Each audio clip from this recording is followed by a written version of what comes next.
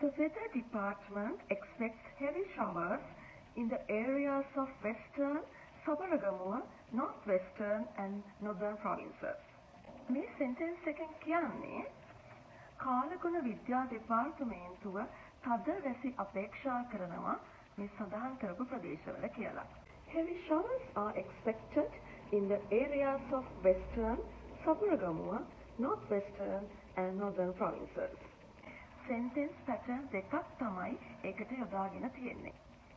එකක් active voice අනිත් එක passive voice. ක්‍රියාව කරන පුද්ගලයාව සඳහන් කරනවා නම් අපි ඒකට කියන්නේ active voice. passive voice කියලා කියන්නේ අපිට ඒ කරන පුද්ගලයාව අදාළ නැහැ. අපි කරන පුද්ගලයාට කියනවා doer කියලා. ඉතින් doer අපිට වැදගත් නැහැ. එහෙම නැත්නම් අපි දන්නේ නැහැ doer. එතනදී කාලගුණ දෙපාර්තමේන්තුව තදවැසි අපේක්ෂා කරනවා කියද්දී අපේක්ෂා කරන්නේ කාලගුණ දෙපාර්තමේන්තුව. voice structure එක වෙන්නේ doer.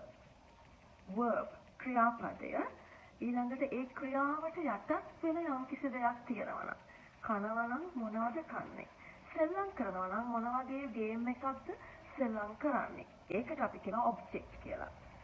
doer, verb, object. අපි ඕනම වාක්‍යයක් හදද්දී අපිට කිසිම ප්‍රශ්නයක් නැතුව අපි හොයාගන්න ඕන doer කවුද යොදනවා verb එක.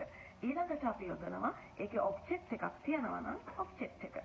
active voice වල වගේම passive voice වලත් tenses අනුව මේ base structure එක ටිකක් වෙනස් වෙනවා. ඒ කියන්නේ සමහර වෙලාවට be verb එක add කරලා verb එකට ing යොදන වෙලාවල් ඒ වගේ තියෙනවා. නමුත් මේ word order එක හැම sentence එකකටම පොදුයි. එතකොට passive voice word order එක මොකක්ද? ඒකනදී අපි doerව mention කරන්නේ doerව අපිට වැදගත් නැහැ. mention කරන වෙලාවල් තියෙනවා. ඒකත් වාක්‍යයේ අගට තමයි අපි mention කරන්නේ.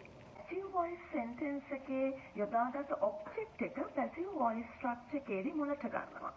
එතනදී object ඊළඟට linking words එකක් යෙදෙනවා. ඒ කියන්නේ am, is වගේ be verb එකක්. am, is, are, was, were, will be ඒ වගේ tense එක අනුව ඒ be verb එක වෙනස් වෙනවා. මොනියට යෙදෙන්නේ past participle verb එක. verb එක past participle form එකෙන් තියන්න ඕන. active voice sentence එක නම් weather department expects heavy showers. doer, verb, object. passive voice නම් heavy showers are expected. object, linking word, past participle verb.